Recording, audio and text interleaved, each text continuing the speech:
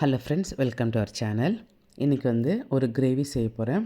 அது சப்பாத்திக்கு, ரொட்டிக்கு, ஃபுல்காக்கு எல்லாம் நல்லாயிருக்கும். அதை வெண்டைக்காய் வச்சு இந்த கிரேவி செய்ய போகிறேன். நல்லா டேஸ்ட் ரொம்ப வித்தியாசமாக இருக்கும், ரொம்ப நல்லாயிருக்கும். நான் ட்ரை பண்ணியிருக்கேன், நீங்கள் ட்ரை பண்ணி பாருங்கள். அதுக்கு ஒரு பேனில் எண்ணெய் போட்டுட்டு வெண்டைக்காய் நல்லா ஃப்ரை பண்ணிக்கலாம். நான் நீல வாக்கில் கட் பண்ணியிருக்கேன். உங்களுக்கு எந்த ஷேப் வேணுமோ அந்த ஷேப் கட் பண்ணிக்க வதக்கிங்க. வதக்கிட்டு அதை இறக்கி வச்சுடுங்க. இன்னொரு பேனில் ஒரு 3 டேபிள் ஸ்பூன் எண்ணெய் போட்டுக்கோங்க. கொஞ்சமாக கஸ்தூரி மேத்தி, 1 டேபிள் ஸ்பூன் ஜீரகம் போட்டு ஜீரகம் பொரிஞ்சு வரட்டும். அது கூட ஒரு பே லீஃப் ஆட் பண்ணிக்கிறேன். 2 வெங்காயம் பொடியாக நறுக்கி வச்சுருக்கேன், அதை சேர்த்துக்கலாம். வெங்காயம் ரொம்ப சாஃப்ட் ஆகணும், அந்தளவுக்கு நம்ம வதக்கிக்கலாம். வெங்காயம் நல்லா வதங்கி வந்துடுச்சு. இஞ்சி பூண்டு பேஸ்ட் போட்டு அது வதக்கிக்கலாம். இது கூட நான் எல்லா ஸ்பைசஸ் இதில் ஆட் பண்ண போகிறேன். எண்ணெயில் வதக்கிறதுக்காக 1/2 டேபிள் ஸ்பூன் மஞ்சள் தூள், 1 டேபிள் ஸ்பூன் மிளகாய்த்தூள், 1 டேபிள் ஸ்பூன் தனியாத்தூள், 1/2 table spoon garam masala, 1/4 table spoon ஜீரகத்தூள்.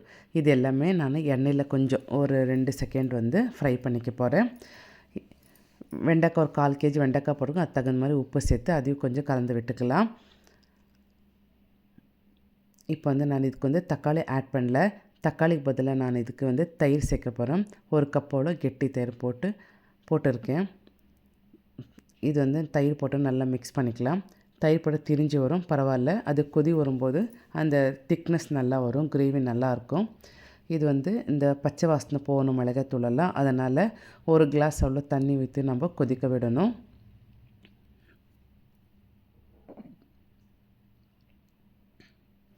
இது ஒரு 10 நிமிஷம் நல்லா கொதிக்கட்டும். கொதி வந்த உடனே பாருங்கள், இந்த மாதிரி கலர்ஃபுல்லாக இருக்கும். இப்போ நம்ம வெண்டைக்காய் வதக்கி வச்ச வெண்டைக்காய் ஆட் பண்ணிக்கலாம். அது போட்டு நல்லா கலந்து விட்டுட்டு இப்போ வெண்டைக்காய் வேகணும். ஒரு 1/2 கிளாஸ் தண்ணி ஊற்றிட்டு கொஞ்சம் நம்ம வெண்டைக்காய் வேக வச்சுக்கலாம்.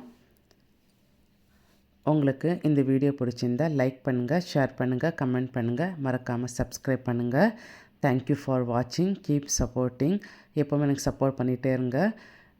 இது பாருங்கள், 5 நிமிஷம் நல்லா கொதி வந்துடுச்சு.